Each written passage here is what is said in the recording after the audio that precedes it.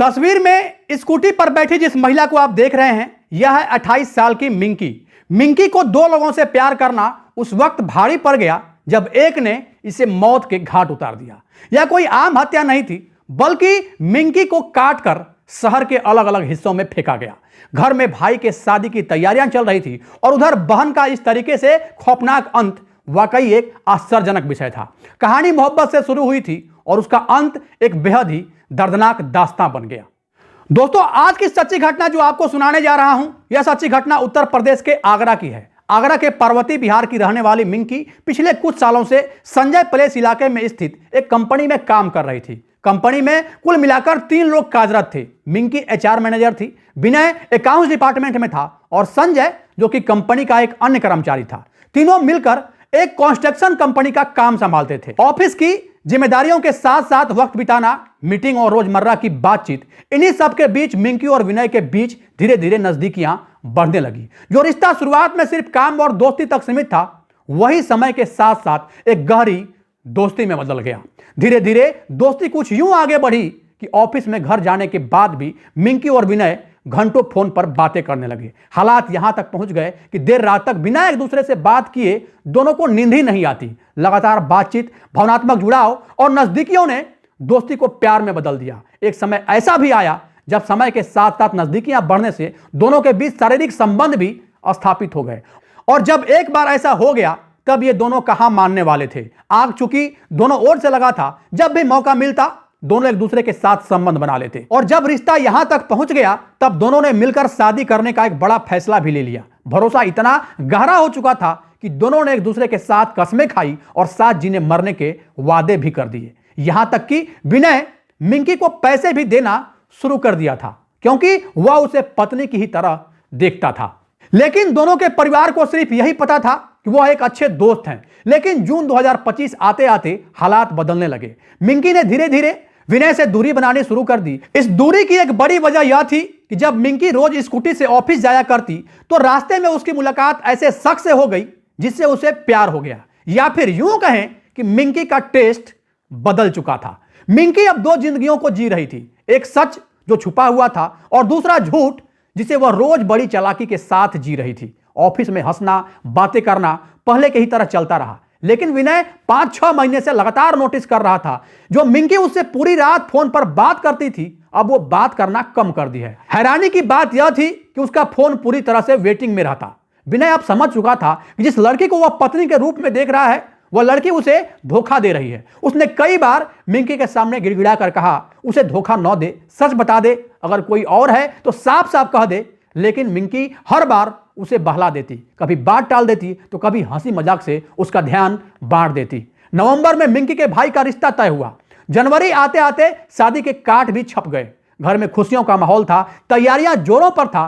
23 जनवरी को दोपहर करीब 2 बजे मिंकी ऑफिस के लिए निकलती है। आमतौर पर वह टाइम से जाती थी, लेकिन जब रात 9 बजे तक घर नहीं पहुंची तो घर वालों की बेचैनी बढ़ गई। इस बार सबसे चिंताजनक बात यह थी कि मिंकी का फोन भी स्विच ऑफ था। क्योंकि दोनों परिवार एक दूसरे को जानते थे, इसलिए मिंकी के भाई ने विनय को फोन करके बताया कि उसकी बहन अभी तक घर नहीं पहुंची है। विनय ने कहा, मिंकी तो शाम 6 बजे ही ऑफिस से निकल गई थी। यह सुनते ही परिजन और ज्यादा घबरा गए।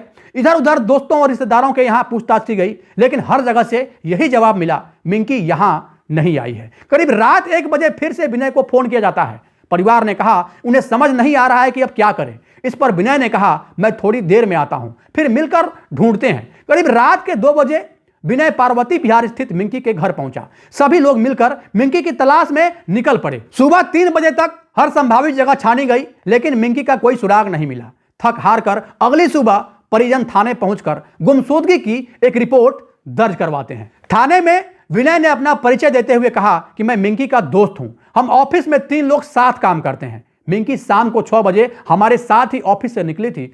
पुलिस ने परिवार और विनय की बातों को ध्यान में रखते हुए जांच और भी तेज कर दी।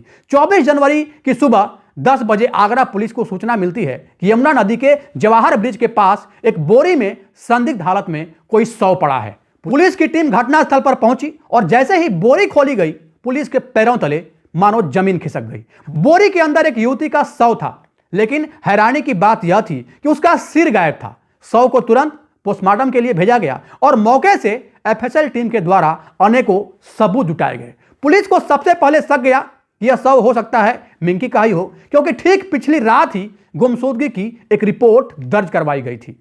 हालांकि सीधे तौर पर परिवार को बुलाकर शव दिखाना उचित नहीं था, इसलिए पहचान की पुष्टि के लिए पुलिस ने मिंकी के हाथों पर लगी गोल्डन नेल पॉलिश का एक सैंपल लिया। जब घर जाकर मिंकी के बाकी नेल पॉलिश से मिलाया गया तब वह पूरी तरह से मैच हो गई। इसके बाद परिवार को अस्पताल बुलाया गया। हाथ पैर देखते ही परिजनों ने रोते हुए कहा, यह मिंकी ही है। जिस घर में शादी की तैयारियां चल रही थी वहां अब मातम पसर गया। मामले की गंभीरता को देखते हुए पुलिस ने तुरंत 5 टीमें गठित की। 24 जनवरी की शाम जांच तेज हो चुकी थी। सबसे पहले मिंकी की कॉल डिटेल रिकॉर्ड खंगाले गए। पता चला कि सबसे ज्यादा बार वह विनय और एक अन्य शख्स से बात करती थी। इसके बाद पुलिस ने ऑफिस के आसपास लगे रोड पर सीसीटीवी कैमरे को खंगालना शुरू किया। विनय का दावा था कि मिंकी शाम 6 बजे ऑफिस से निकली थी, लेकिन कैमरे में न मिंकी दिखी और न विनय। शक गहराने पर पुलिस के द्वारा विनय को उठाया गया, उससे पूछताछ शुरू की गई। पूछताछ में पहले तो वह इधर उधर की बातें करता रहा, लेकिन जब उसे रिमांड पर लेकर सख्ती से पूछताछ की गई तब पूछताछ में विनय टूट गया और उसने जो बताया वह बेहद ही खौफनाक था।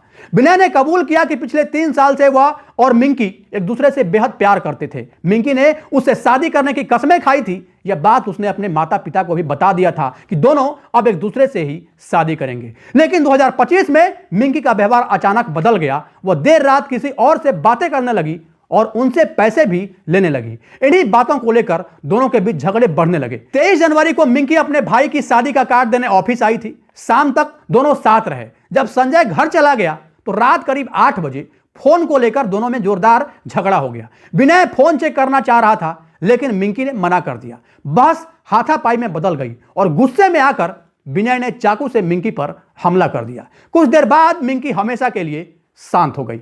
विनय ने बताया कि वह पहले कई क्राइम सीरीज देख चुका है। उसे पता था कि अगर शव की पहचान मुश्किल हो जाए तो केस कमजोर हो जाता है, और इसी सोच के साथ उसने सर और धड़ को अलग अलग करके शहर के अलग अलग जगहों पर फेंक दिया था। यह सारा कुछ करने के बाद ऑफिस साफ किया और फिर वहां से घर चला गया। फिलहाल पुलिस ने विनय को गिरफ्तार कर लिया है और वारदात में इस्तेमाल स्कूटी और चाकू भी सबूत के तौर पर बरामद कर लिए हैं। विनय ने बताया कि सिर उसने एक नाले में फेंका था, लेकिन लगातार सर्च ऑपरेशन के बावजूद अब तक सिर बरामद नहीं हुआ। खैर, विनय को अब न्यायपालिका क्या सजा देगी या नहीं देगी, यह आने वाले वक्त में ही पता चल पाएगा। लेकिन आज के दिन में समाज में हमें लगातार ऐसी घटनाएं देखने को मिल रही है। कभी पत्नियां अपने पति को मार रही है तो कभी पति अपने पत्नी को। लेकिन ज्यादातर केसेस के आंकड़े की अगर बात करें तो साल 2025 के बाद से महिलाओं के केस ज्यादा सामने आ रहे हैं, और न जाने कितने अपराध ऐसे हैं जिनकी आप और हम तक कोई जानकारी भी नहीं मिल पाती। इस केस में एक चीज तो समझने को मिली कि जब मिंकी को पता था कि विनय उसे बेहद प्यार करता है तो क्या उसे धोखा देना सही था, और दूसरा यह कि अगर विनय को पता चल गया था तो क्या हत्या करना ही एक आखिरी विकल्प था। पर कहीं ना कहीं देखा जाए तो हालात भी ऐसे पैदा हो जाते हैं कि एक इंसान न चाहते हुए भी क्रूरता पर उतर जाता है। हम किसी का पक्ष नहीं ले रहे हैं और न ही हत्या को सही बता रहे हैं, क्योंकि गलत काम का नतीजा हमेशा गलत होता है। बाकी इस केस को लेकर आप क्या सोचते हैं, हमारे लिए जानना है जरूरी। आपकी राय इस केस पर क्या है, अपनी राय निष्पक्षता के साथ कमेंट बॉक्स में जरूर दें। जहां भी रहें सावधान रहें, सुरक्षित रहें, अपना ख्याल रखें। जय हिंद, जय भारत।